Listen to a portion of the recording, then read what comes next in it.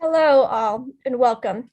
Happy Earth Day. My name's Ellie Leaning. I'm one of the directors of the W12 Plus programs, a movement for urban water solutions led by the Institute for Ecological Civilization and SOS NPO. This panel today will be streamed in a few different places, all with chat features. Please share where you're listening in from. Feel free to ask questions in the chat. If we don't get to the questions today, we will plan to address them in the next event. So today is the 51st anniversary of Earth Day. Thinking back to 1970, long before I was born, it's sobering to realize that only now, 51 years later, are we really beginning to prioritize action for climate change and for the well-being of people and the planet. We've realized it's actually not too late to make radical changes to our society that actually prioritizes people and the planet. And we've realized that it actually makes good business sense to do so. What I like most about Earth Day is that it provides an opportunity to reflect and imagine what the world could be like if we prioritized people and the planet. Today, we're here to reflect back on the last 6 months or so of programming through W12 Plus and to imagine the future of urban water systems. As we all know, cities are at the forefront of water scarcity challenges in the 21st century.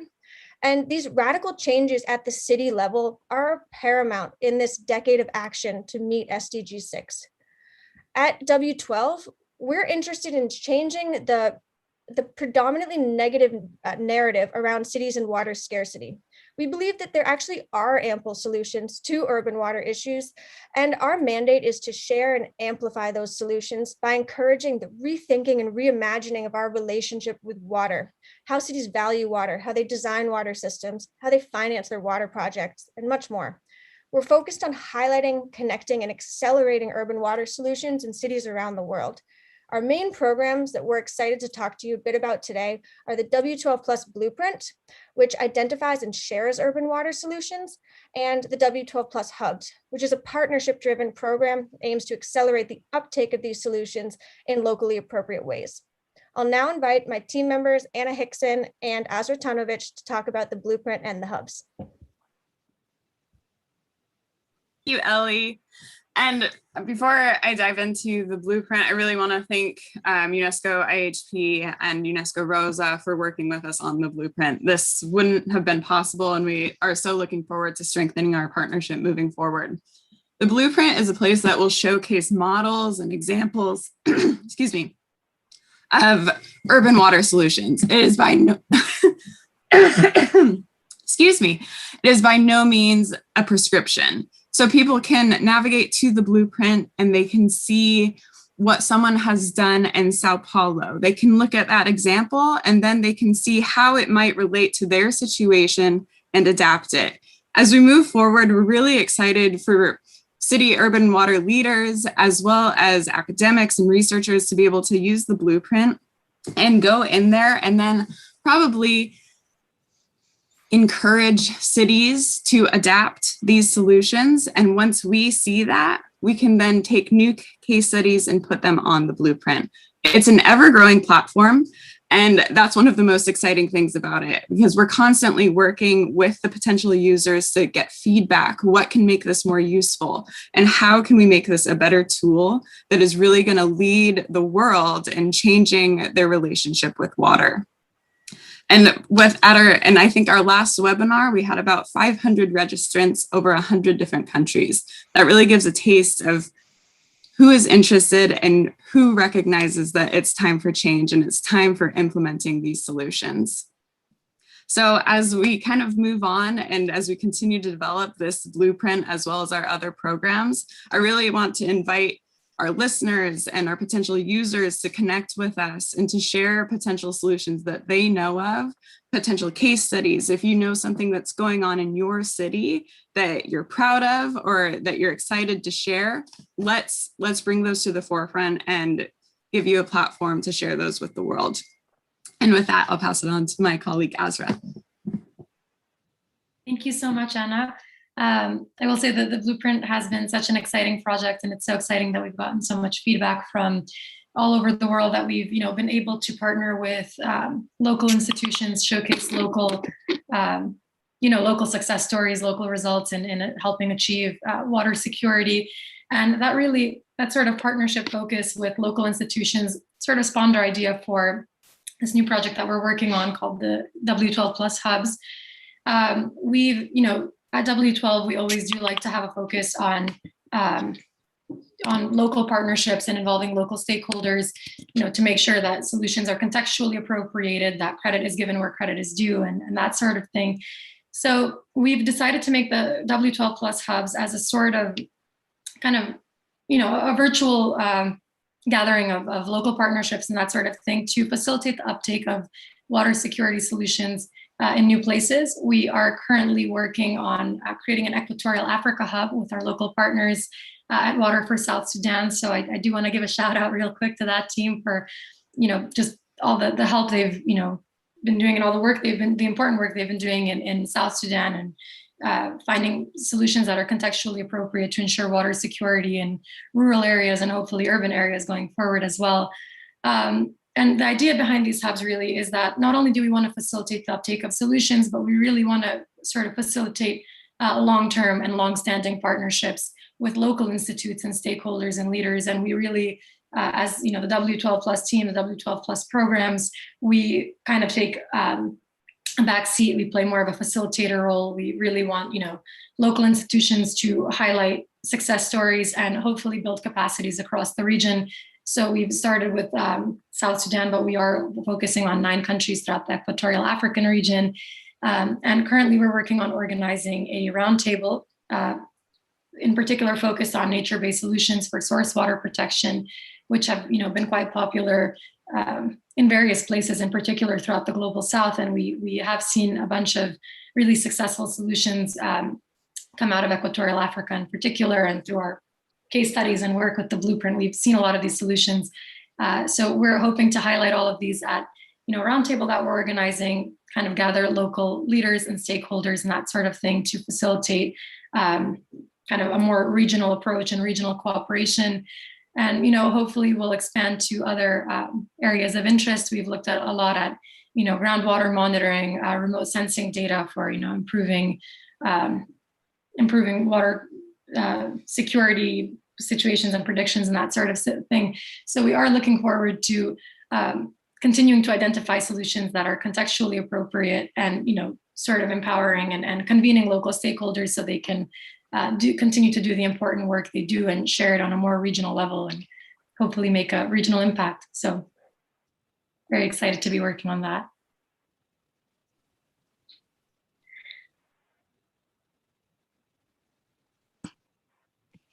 With that, I think Ellie or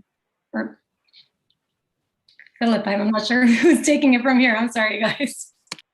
Yep, Philip, please feel free to take it away. Ladies and gentlemen, we welcome you to today's discussion. We have for you today a water summit. It's our privilege to bring to you 3 individuals who are global leaders in 3 different sectors of the pursuit of long-term water solutions. The 3 speakers will speak not just for their company or organization, but for an entire sector, bringing the perspective of how the various sectors need to work together and can work together toward water solutions. Today then is naming the question as we look ahead again toward 2030, where we are, what may make it possible to accelerate the movement toward water solutions, and what are the major challenges that we face. This is, you might say, not the ballroom of the luxury ship where the speakers stand on stage. This is the bridge where the decisions are being made and the word is being brought out on a global level. I'd like to introduce the 3 speakers and ask them to take 2 minutes to describe the way in which their work and the work in their sector is playing a role as we look forward to the 2030 goal for the Sustainable Development Goals. I begin with Xylem's Joe Vesey. Joe is Chief Marketing Officer and Watermark Chairman at Xylem. Joe, talk a little bit about the way in which your work is pointing toward that solution. Sure, thanks, Phil.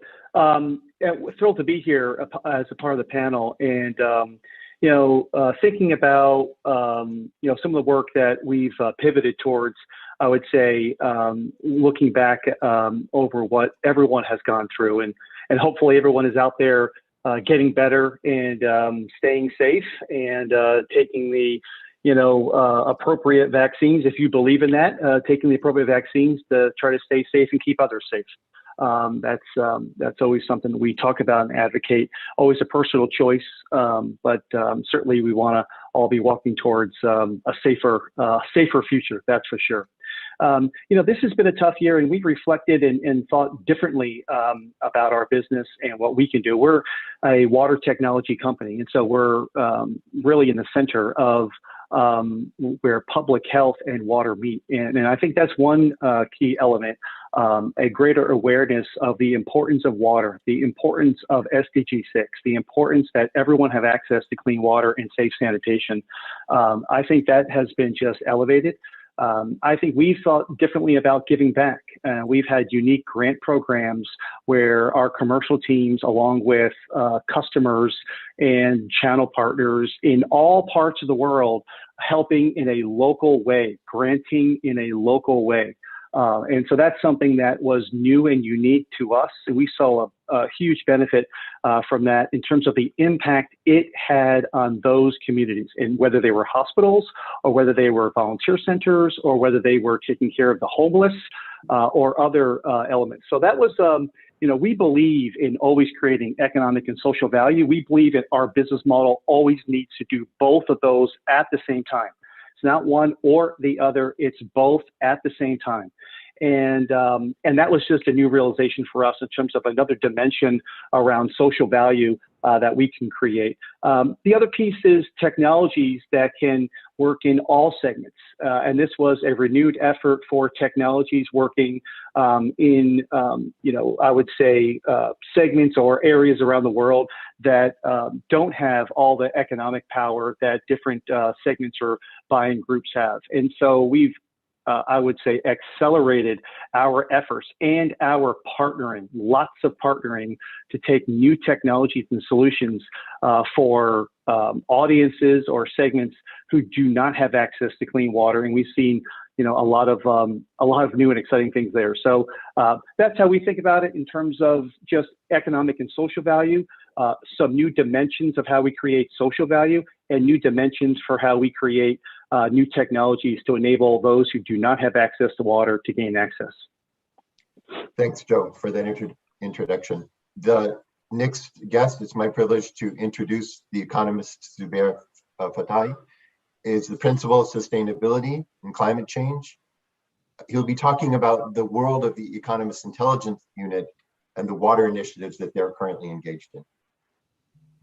Philip, thank you so much for having me on this panel. I'm really thrilled. First of all, happy Earth Day. I think nothing is more important to talk about on such a day than water security. It is a well-known fact that a quarter of the world's population faces extremely high level of water stress. COVID-19 has been a wake-up call for everyone that we simply cannot ignore environmental degradation. And when it comes to water, we all were told to keep washing your hands.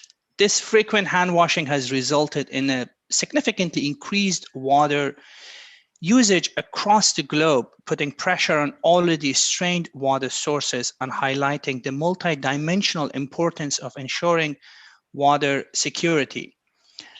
The perspective I bring to this conversation today is actually that of optimism, that despite all the challenges we are facing right now, we are set for a better future. Let's take COVID-19, the pandemic. It has created chaos. It has disturbed industries. But even COVID-19 has already been a positive impetus for much needed action.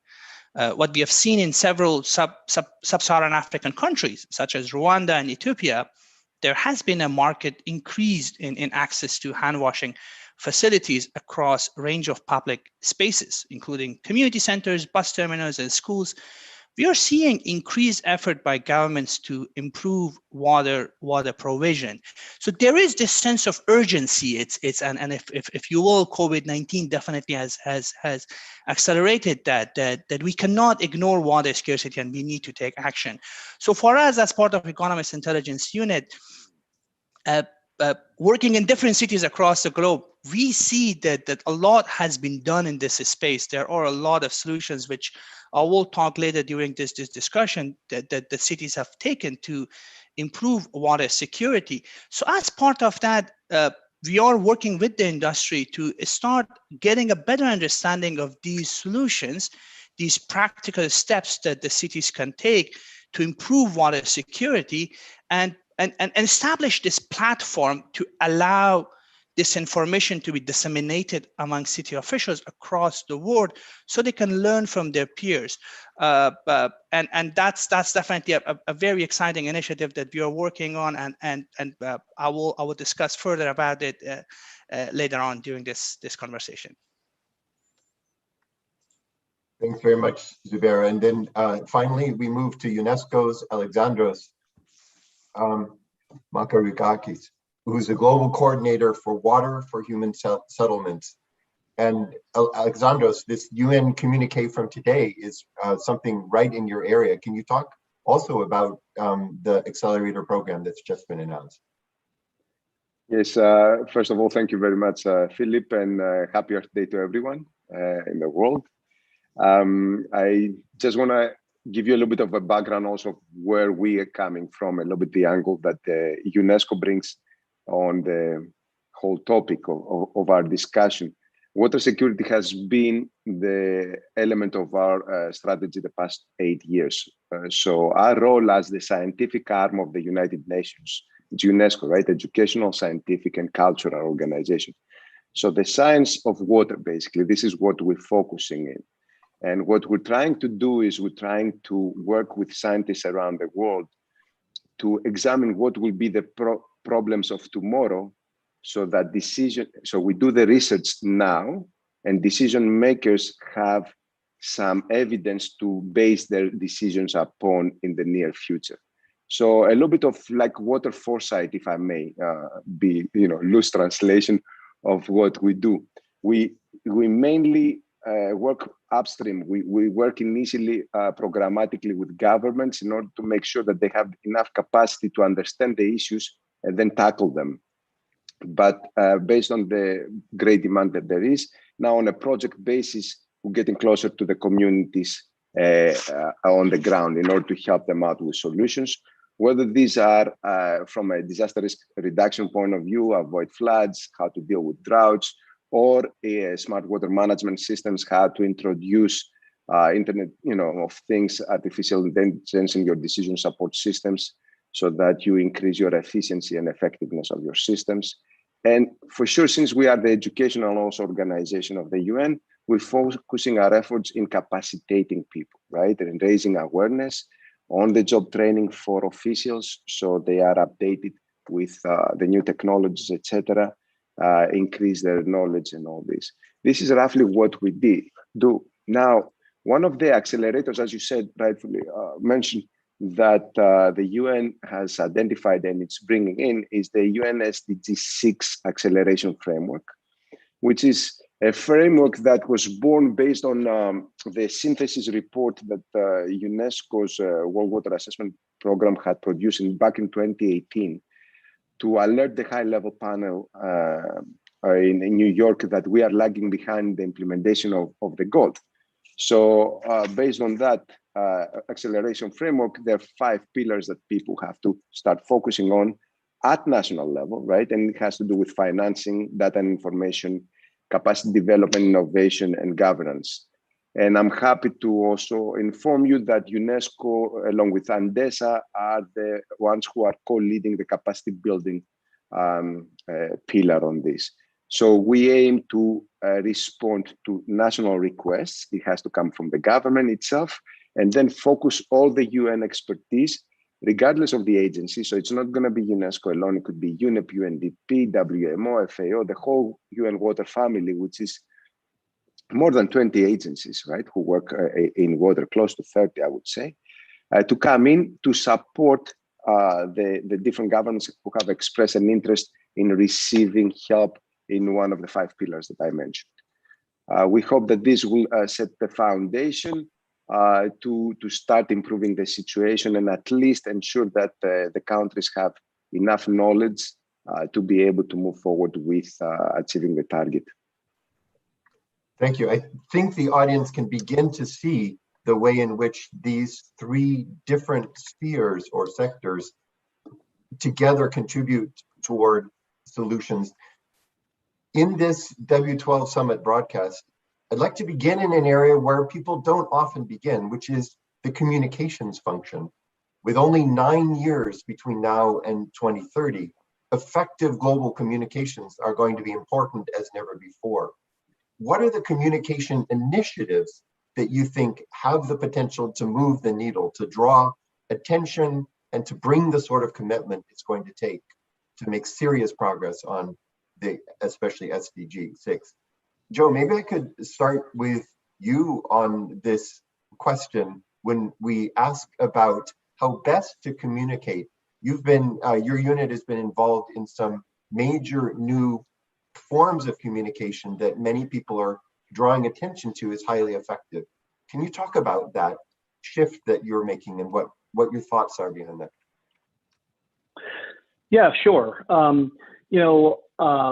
For us, awareness and communication is a really big deal, and it is a challenge of water. I mean, for water to attract investment, it has to be first, a known challenge, and the challenge has to be, if you will, it's competing against other worthy investments. And so, bringing out the awareness of water, and a lot of water is buried. You can't see much of the infrastructure. You can see broken roads, broken bridges, or airports that might not work, or what have you. A lot of water is actually, you can't see it, and therefore you really don't know the condition it's in.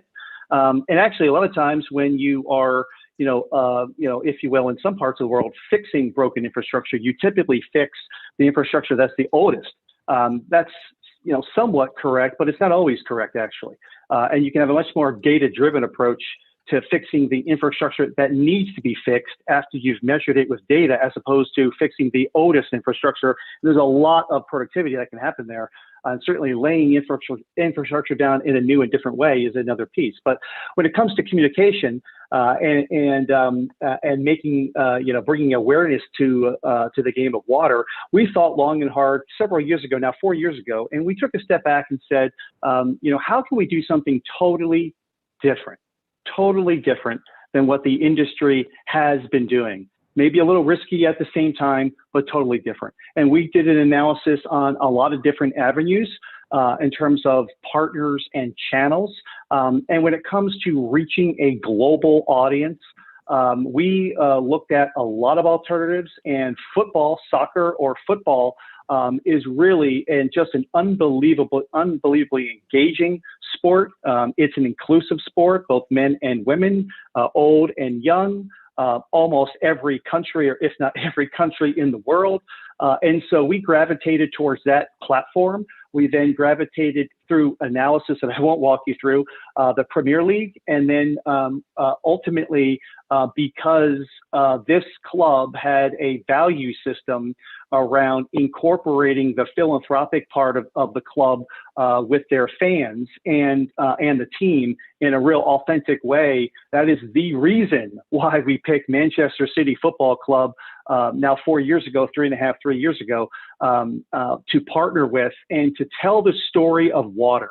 And we not only did it with Manchester City, both the men's team and the women's team, but which was also important to us, but we also did it with New York City Football Club, and we just announced about a month or two ago, also now with Mumbai City Football Club in India. So we're using this platform. We love our partners. They want to tell the story of water. And so we've done this in a lot of different ways. We've used the players to talk about water, what we call closer to home. So many of the men's team and the women's team talked about water challenges that they experienced growing up in Sao Paulo or whatever hometown they had. We talked about reigning champions when at the time a few years ago, Manchester City won the Premier League. We then partnered with a fellow partner and made beer from recycled water. So we took water captured at the top of their stadium, we cleaned it, and then essentially made beer out of it. And the point there was to elevate the conversation about water, but to talk about reusing water, recycling water. And more people need to do that. In fact, that's a big solution for scarcity in many parts of the world. It's all about recycling water.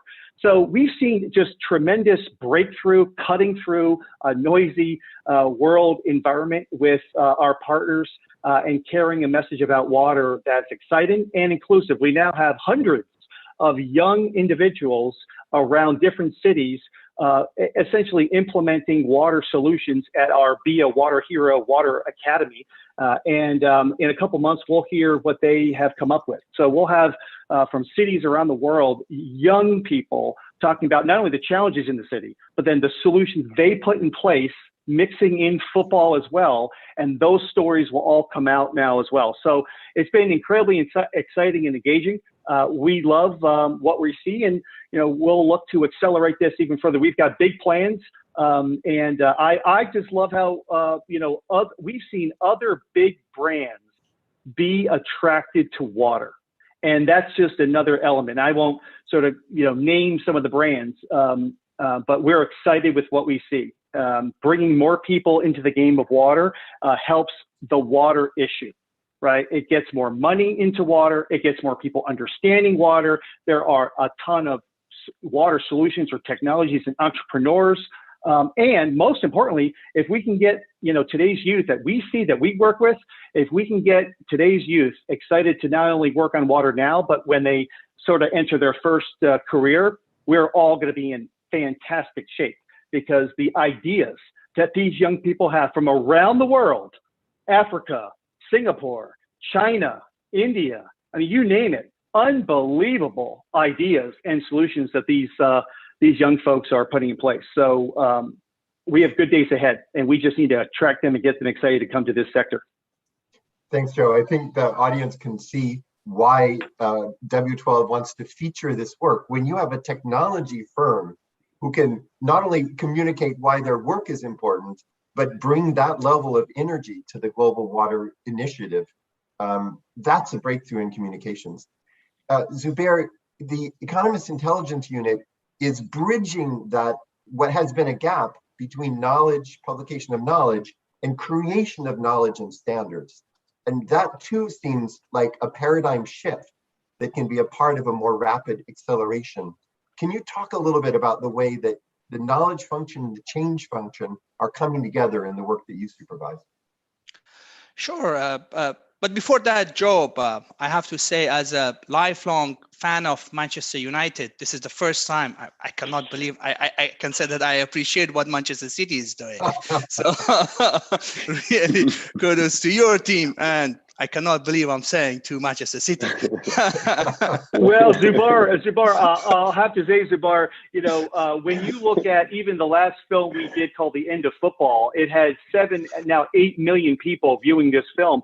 If you read all the commentary below it, what excites me the most is we see, I'm a Manchester United fan, but I love the awareness campaign. I'm a Chelsea fan, but I'm signing on to this campaign about race. So it really has brought more people in the fold. That's what we want to do.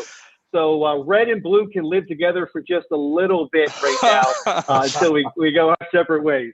Absolutely. When it comes to water, we all are part of one team. So, Philip, to your question, it's water crisis is real, and it can definitely get worse if we don't take an action soon. But when it comes to communication initiatives, though, I believe there is way too much emphasis on doom and gloom scenarios. Phrases such as day zero or tabs running out of water usually grabs headlines without discarding the need to raise awareness about this crisis. I think we should also pay equal attention to existing solutions to avert water crisis. Here, let me emphasize on this dichotomy of problem versus solutions when it comes to how we communicate. And with that, we can compare the climate change and water security communication needs. Within the climate change discourse, we know that 51 billion tons of greenhouse gases we emit every year needs to get to zero to avoid climate catastrophe. The issue is that we still don't have practical solutions to get to zero. For many industries, solutions either don't exist or are very expensive. So to mobilize the government, the private sector, and individuals to work together to generate much needed decarbonization innovations, we need communication strategies to clearly portray how a 2-degree warmer world would look like. So with that, this current strategy of focusing on the impact of climate change or focusing on the problem itself is definitely needed. For the water, luckily the scenario is different. We have solutions, and we have made significant technological progress and have hundreds of years of water conservation experience to avoid this crisis. Looking at the available options today, water doesn't need to be scarce. It actually can become abundant everywhere. So I believe we need to raise awareness on practical steps that we can avert the crisis. And this way of thinking of how we can shift the discussion from crisis to solution brought us where we are today, basically working with DuPont Water Solutions, one of the leading players within this sector, and others, for example, W12 Plus, about collecting data and information about these practical ways that we can help with making water abundant everywhere. I know I'm running out of my 2 minutes, so but I will come back to this work that we are doing, the index that we are building, and how we will see that as a way to help with decision making. Thanks, Zubair. I'm aware of what a rare opportunity it is to be able to do a summit of this level. I'd like to go right to the core question. I don't know that I've put it quite this bluntly with previous W12 events. Do you think it's too late to reach SDG 6 and 13? What, if not, what's missing? What can we do? What should water leaders focus on? What should we urge others to do to achieve these goals within a decade? If you think we should just give up and go home, then you should say that. If you think that there are things that can be done, I want to ask you that wide open question. Alexandros, you're one of the best people in the world from where you sit to be able to talk about multi-sector connections. And I'd like to invite you in to address just the core question of this whole debate. Yes, it is a very interesting debate because we know we're lagging behind. We were lagging behind to begin with. And COVID did not help out the situation, right? It brought us even further back.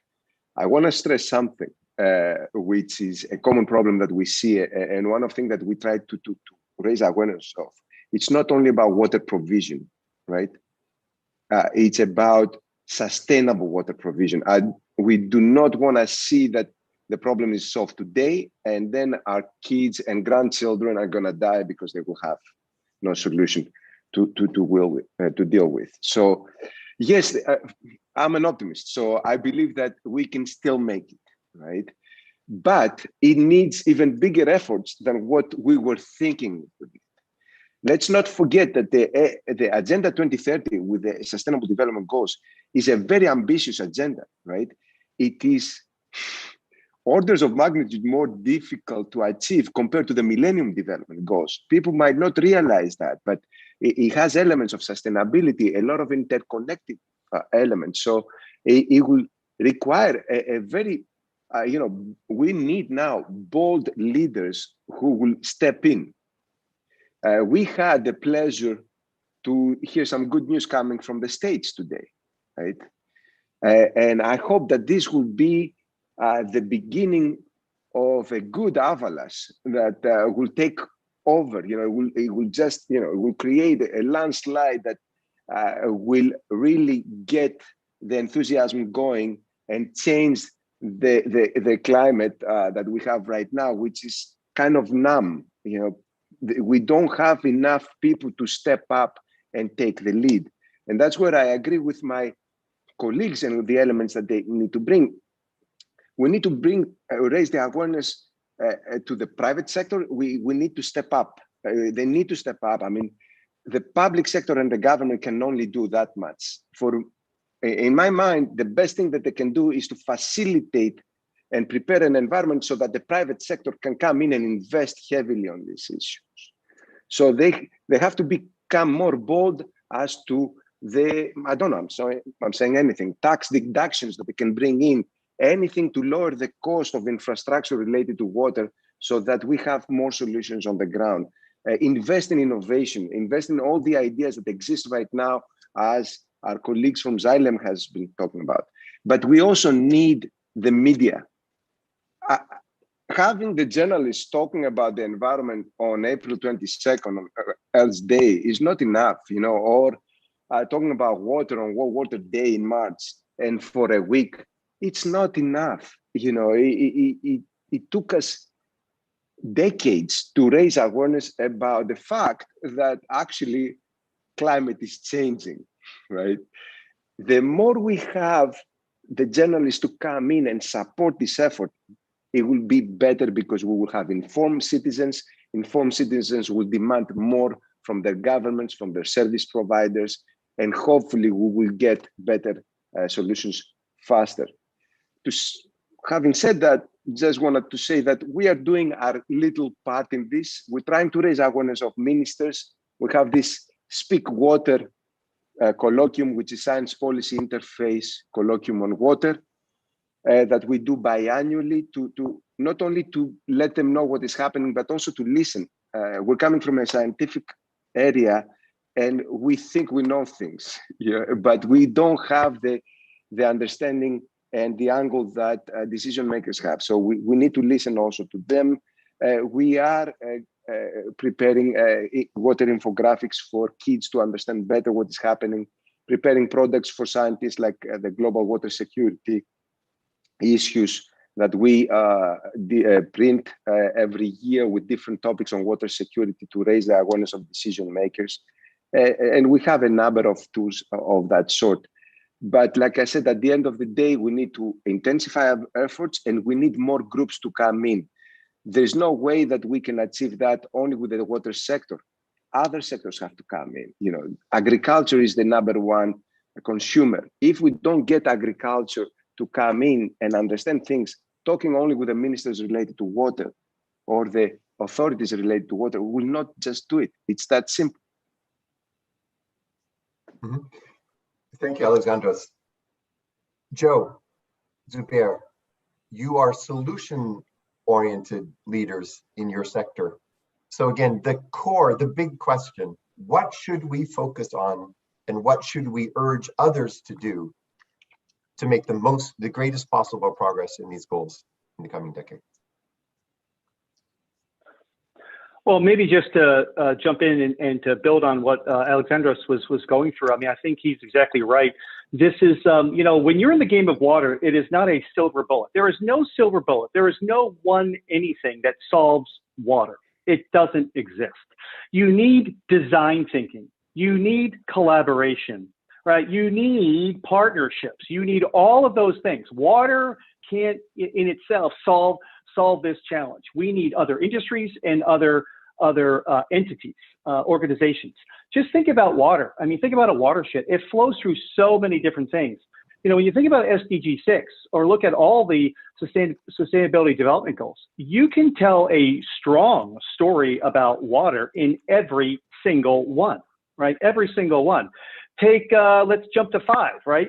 SDG 6 is clean water and sanitation. Go to 5, gender equality, right? Understand in many parts of the world, you do not have gender equality when it comes to water. Sadly, young women and girls leave school and they have to go fetch water on the walk for water. That's both incredibly dangerous, takes them out of school, removes their education, right? It doesn't need to be that way. right? We need to give everyone clean access to water. Therefore, everyone goes back to school, and you have, unbelievable stories of women entrepreneurs starting businesses that are just amazing, right? From that, right? And you can go on and on. Clean oceans, right? Certainly SDG 13, right? Climate and water are so related. So many folks talk about climate and they go to carbon, and that's right. But the story actually is, too much carbon, you have too much heat, you have warmer oceans, we're sensitive on a degree and a half or 2 degrees, right? But warmer oceans essentially drive more evaporation, right? They drive much more evaporation. 90%, 80% of rainfall comes from evaporation from the ocean. That's where it comes from. So, but now we've got a ton of evaporation because we have warmer oceans, right? Warmer air holds off condensation. It delays condensation, right? So now you have bigger masses of water in the air. It comes over landmass. What happens? Precipitation, the next step in the water cycle, right? Precipitation. You have massive precipitation because you have so much more water in the air from higher evaporation and condensation's been put off because it's warmer. So you have massive precipitation, right? Which we see all over the world. And because in many areas it's so dry, you don't get the infiltration, the final step in the water cycle. You don't get that. You get flash flooding. And therefore you cannot store the water, right? You can't store it in many parts of the world. I'm thinking about Taiwan. Taiwan right now is in a 56-year drought, worst drought ever. You talk about semiconductor supply chain. 90% of advanced semiconductors and 60% of the fab industry is in Taiwan. That is an incredibly water-intensive industry, and therefore there's already, it's in the news every day, on cyber chips and supply chain and lack of chips into industries.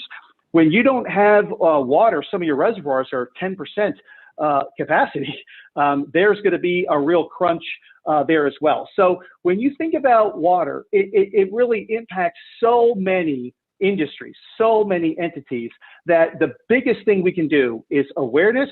And then secondly, is find a way to bring more people in and work across more organizations to help solve the problem. That can really get us started.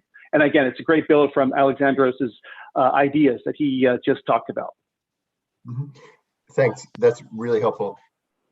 Zubair, I know that the right way to focus the question for you is, because this is what you do professionally, how to make an impact and to guide and lead successful innovations in the water sector, how to guide and lead successful innovations.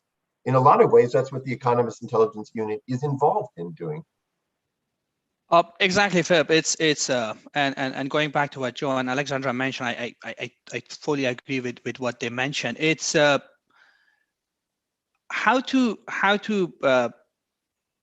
solve the problem. It's one thing. It's finance is I think the biggest elephant in the room, and it's more of a lack of investment. And it just if we that look was my at next question, Zubair. If you want to head into the finance part, go for it now.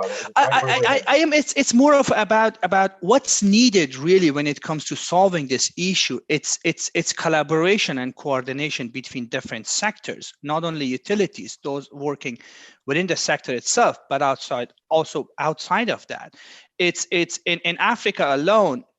Basically, as per African Development Bank estimates, we need close to $64 billion investment every year to meet the SDG 6 goal. Right now, the level of investment is close to $10.5 billion. So there is a massive deficit of almost $55 billion every year. I know the amount is huge, but is there a solution to that? And I believe, yes, there is a solution to it. And it's more of for me, the two terms that come to my mind, it's blended finance and public-private partnership. With blended finance, we are seeing that's already working in Africa, particularly in the energy sector. It's as of now close to $45 billion, or which is equivalent to 260 transactions of blended finance projects are happening in Africa. Of that, 50% are in the energy sector. So it's more of a, with the water, when I look at the blended finance programs in the water sector, there is very few examples, and it's more of and given the opportunity that exists within that industry, it's more of a, how can the government, how can the private sector start working together to build bankable projects to attract a private fund, and with that, how we can leverage public funding to increase private investment, and of course building public-private partnership for them to work together to solve these problems. Going back to and when it comes to actors within the water sector itself, right now we see a lot of inefficiencies within the sector itself. It's for example, water leakage is one of a huge source of water loss. Or going back to what Joe mentioned about the water evaporation effect of that, solutions have been developed for each of these problems to tackle them. So it's for us, going back with the work that we do and the role that we play. It's more of what we did basically based on consultation with experts about how can we start understanding what are the enabling environment factors needed within a city to allow city officials, to allow utility officials to start planning for a long-term water security and to work toward a vision where water is affordable, is accessible to everyone. And with that, just talking with the experts around the globe and doing a very thorough literature review, we start identifying areas that where and these areas. Basically with the upstream water, how are we managing our water resources?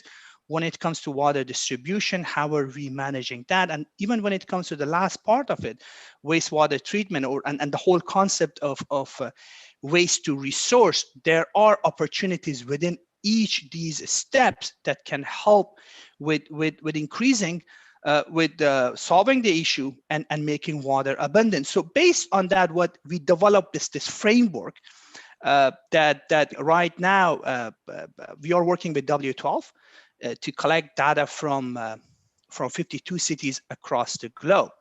And for us, we are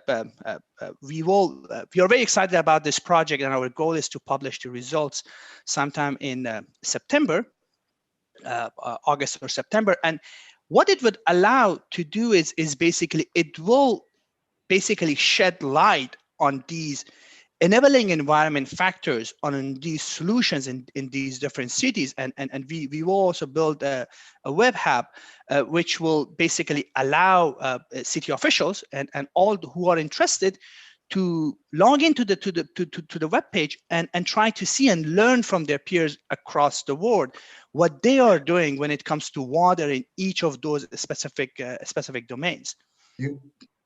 Zubair, if you don't mind, I'd love to just build really quickly on what Zubair is saying. And I think it's fantastic on this issue around data. And I mentioned it earlier, but the big takeaway for us is we're developing, if you will, a slightly different point of view when it comes to some of the size of the challenge, the billions and trillions of dollars that are needed to fix these issues. We think that is based on thinking and based on technology from yesterday, and not necessarily technology today, or certainly technology in the future. I'll give you a few examples. We had a solution in a city. I'll just keep it high level in a city. The city was told, leveraging typical technology to fix their problem of massive pollution overflows into rivers, would cost them around $800 million. It actually ended up costing them $300 million. Still a lot of money, but it's about half of the cost that they were told they had to spend to fix the problem. Why? Because they were using a thought process and a set of technologies from 50 years ago, and not the technologies that that exist today. When you think about replacing infrastructure and piping, typically today, replace the oldest stuff. That's not always the most effective. Use data, as we were just hearing, use data to just fix what you need to fix, not necessarily the oldest things. Replacing meters, replace the next 100 meters that don't measure well. No, replace the meters that need to be replaced.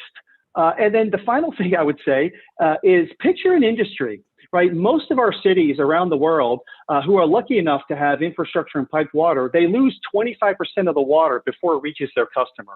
25%. Now, yesterday, or was it the other day, Apple had, one of their new product announcements. Imagine a truck full of iPhones. And on the way to the Apple store, like 25% of the iPhones just fell out of the truck on the highway, right? And there's iPhones everywhere. All the trucks are losing iPhones all over the place. I don't think any industry would stand for losing 25% of their product, their finished product. They're stand for losing 25% of the finished product. So I think it's a reason for optimism. We have challenges. But I think the size of those challenges are a little smaller than we think.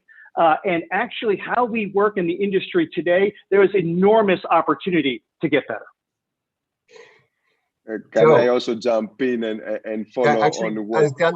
30 seconds, they're about to cut us off. So do you want to say something really quick? Yeah, no, just to add to what the guys have been saying, I completely agree with them. There is a need for a complete paradigm shift. We have to really change the way that we're thinking, move away from a central heavy systems and look at decentralized systems which are more flexible and more adaptable to climate change and to the population and urbanization issues that we're facing today. We're still trying to solve the problems of today and tomorrow with solutions of yesterday. It's not gonna work. And that's why we need what we were saying before, communication, raising awareness to both decision makers, so we get these champions to come up front, to the colleagues in journalism so that they write about it and people can understand it better. Alexandros, Joe, Zubair, that was one of the most brilliant summit discussions among experts that I've been privileged to share in. Thank you so much for your contributions. I hand back now to Ellie. Thank you. Thank you, Philip. Thank you all. This was, as usual, really fantastic. But I think today, given the setting of Earth Day, the imminence of this challenge that we're facing, this conversation was so solutions oriented and really cut out a lot of the noise and got right to the core of the issue. So to me, some key takeaways are that it really isn't too late. There are solutions, and something Joe said at the very end really stuck out to me is that there's opportunities to just reimagine how we're doing things and leapfrog over the mistakes of yesteryear and really drive solutions that can hopefully cut costs and make these really possible for cities around the world. But to do that, we need bold leaders to step in. As Alexandros was saying, we need to have people taking an enthusiastic approach to solutions and driving them within their different spheres of influence. And within that, the private sector really needs to step up and in an enthusiastic way. The public sector can provide that environment for the private sector to come in and to lower costs for infrastructure. So this financial question can ideally be lessened a bit. It's also important to really figure out, what the actual size of the challenge is, and to make sure that we're looking at all the options that are on the table. Really, sometimes there's very simple solutions, sometimes there's really big investments that are needed, and sometimes it's a combination of the two. It's also really important to value water appropriately, as Joe was saying, to fix non-revenue water like we fix a bunch of iPhones that fell off a truck. That's a fantastic analogy. And I think that just speaks to exactly the challenge that we're facing of why on earth are we letting this happen? So using data to fix what can be fixed, to replace what just needs to be replaced. As Zubair was talking about, bring blended finance into the picture, how the private sector and the public sector can work together, and really look at what are enabling environments that allow cities to begin planning for long-term solutions. What are the characteristics of a space that allow people and in positions of power in cities to make these decisions? I think once we understand that, we'll know where to put our energy and focus our investments and our time and our engagements. So thank you all. We're proud and grateful to our partners who are on this panel today: UNESCO, IHP, Xylem, and the Economist Intelligence Unit. As we talked about, our work is focused on driving ideas into action. The next few months will be critical as we move from this crisis response mode into the new normal. This transition to a new normal provides a really significant opportunity to make that transition a just transition and to prioritize addressing the root causes of issues like water scarcity. Our two main programs, the W12 Plus Blueprint and the W12 Plus Hubs, provide us with opportunities to encourage action towards this transition. The time is now to reimagine our relationship with water in cities around the world and to create systems that prioritize water reuse, appropriately value water, and demand long-term thinking. We're so excited to be working with our new partners and our old partners, of course, particularly new partner Joburg Water, as we begin to plan our upcoming event, the W12 Plus Drive-in, which will be held in Johannesburg and virtually on May 20th. So we hope you'll join us and take your seat at our virtual table. Happy Earth Day to all, and thank you again for joining us today.